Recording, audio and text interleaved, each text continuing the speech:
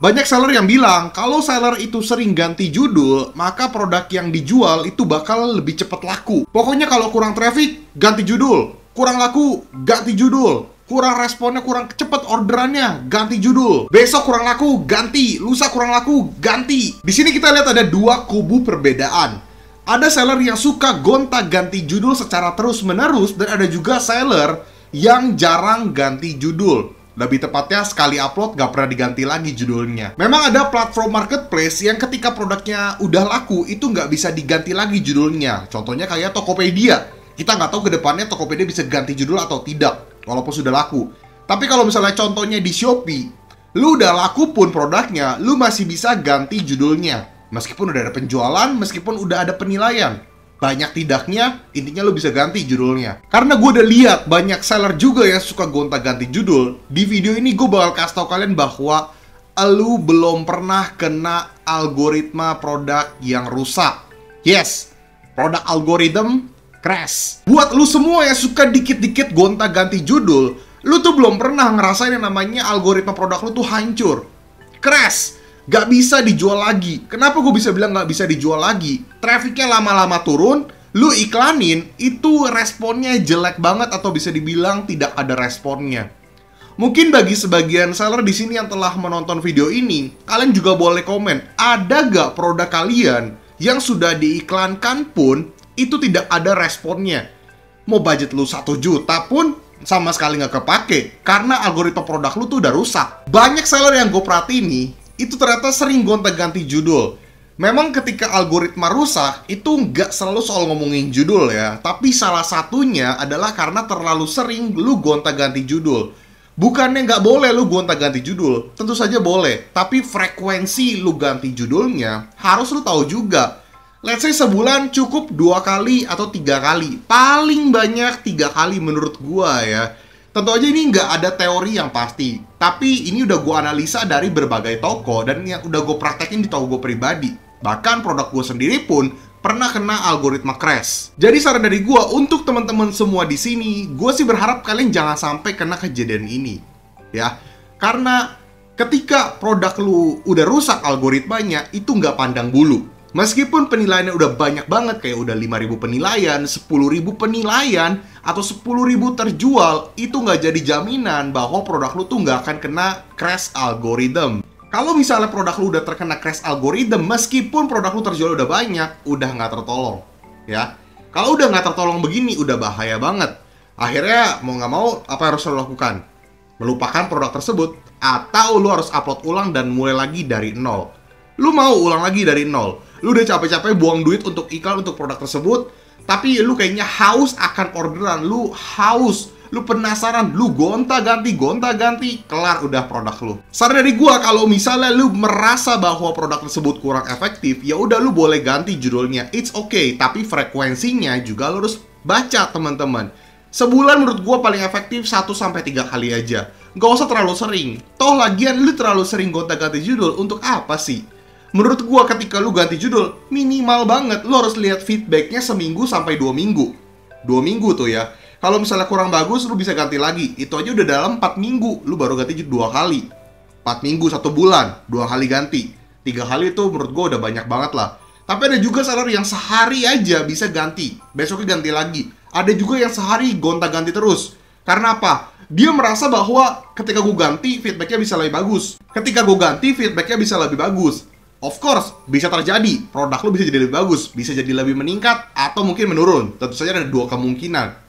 Tapi kalau misalnya lu terlalu sering gonta-ganti dalam waktu seminggu, atau mungkin sehari, yang dimana harusnya lu menganalisa itu 1 minggu atau 2 minggu. Menurut gue paling efektif di 1 minggu atau 2 minggu. Lagian mana ada sih, namanya lu baru ganti judul, itu kan pasti dia akan menurun. Biasanya grafiknya akan menurun, sistem akan ngebaca ulang di mana produk lu ini akan diarahkan ke mana, ke customer yang mana.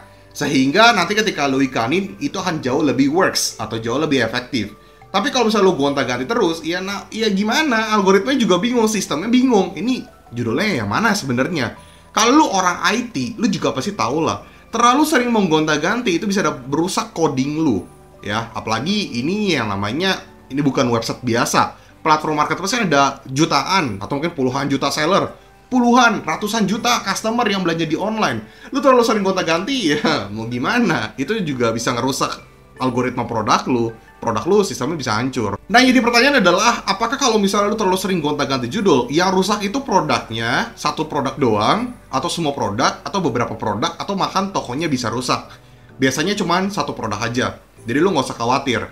Sebenarnya bukan nggak khawatir juga sih, nggak boleh juga ya teman-teman kalau terlalu sering, karena ya bahaya lah. Meskipun yang bahaya cuma satu produk, cuman kan sayang banget gak sih kalau misalnya produk yang paling best seller atau produk yang cukup laku atau potensial yang bisa laku untuk lebih kencang tapi malah ya rusak. Pertama, lu akan buang-buang budget iklan untuk produk tersebut. Yang kedua, lu akan effort lagi untuk lu upload ulang. Yang ketiga, lu akan ketinggalan hype. Yang tadi berapa? 1, 3, 4, pokoknya yang terakhir lah ya.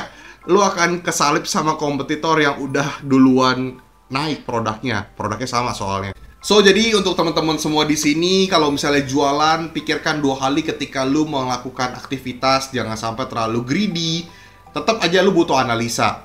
Sekali lagi gue bilang ke teman-teman, ganti judul itu boleh banget, nggak ada yang ngelarang lu untuk gonta-ganti judul, tapi frekuensinya tolong dikurangi.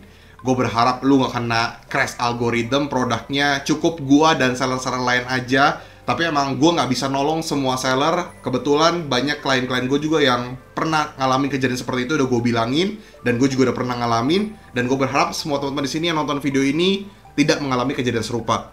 Atau kalau misalnya ya udah terlanjur kalian pernah mengalami kejadian tersebut atau saat ini sedang mengalami, saran dari gue, upload ulang produknya dan semoga masih hype dan semoga masih bisa naik. Dan buat teman-teman di sini, ya semoga kalian tahu lah, jangan terlalu sering gonta-ganti judul. Ingat frekuensi. Ada 2 seller jualan di barang yang sama. Kita let's say misalnya kemeja batik. Yang satu seller jualan di Jakarta, yang satu jualan di Surabaya. Sama-sama baru mulai nih. Nah, dua-duanya iklan, tapi yang lebih laku duluan itu adalah seller Surabaya. Kok bisa? Padahal produknya sama, kita asumsikan harganya sama, tapi beda lokasi doang, yang lebih laku Surabaya. Kira-kira kenapa? Nah, faktanya, lokasi itu bisa jadi patokan utama supaya produk kamu itu lebih cepat laku. Nah, kalau kita ngomongin soal yang namanya seller, udah pasti seller kebanyakan, paling banyak itu di Jakarta daripada di Surabaya. Secara demand-nya juga lebih banyak di Jakarta daripada Surabaya. Jadi udah pasti yang Surabaya lebih cepat laku. Karena sellernya nggak banyak, demand-nya ketika lihat produk, kebanyakan udah klik langsung beli. Tapi kalau di Jakarta, karena sellernya udah banyak banget, jadi beradu tuh. Iklannya udah pasti jelas beda, walaupun sama nih, pakai kata kuncinya sama, modalnya sama, fotonya sama, dan sebagainya. Surabaya bisa lebih cepat laku. Jadi lokasi itu bisa jadi jaminan juga untuk produk kamu tuh lebih cepat laku. Namun, kalau kita ngomongin ke depannya, udah pasti kalau si seller Jakarta juga udah bisa gede, omsetnya bisa beda. Karena di Jakarta udah pasti omsetnya bisa lebih gede daripada Surabaya karena permintaan demand-nya jauh lebih banyak.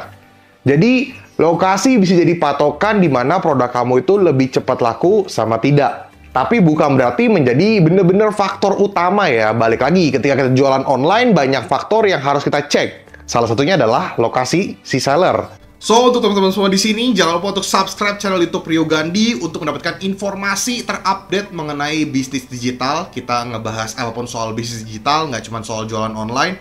Dan buat teman di sini ada pertanyaan, silahkan tinggalkan di kolom komentar sebanyak-banyaknya. Kalau misalnya kayaknya bisa gue buatin video, pasti gue akan buatin video. Tapi kalau misalnya bisa gue jawab lewat reply di kolom komentar, pasti akan gue jawab lewat kolom komentar. Jangan lupa untuk tinggalkan like, jangan lupa untuk like. Dan buat teman di sini yang pengen beli digital course gue bisa ke desti.store/riogandhi. Dan yang pengen nanya-nanya soal jasa konsultan atau face-to-face offline atau online meeting bisa hubungi ke nomor yang di bawah ini.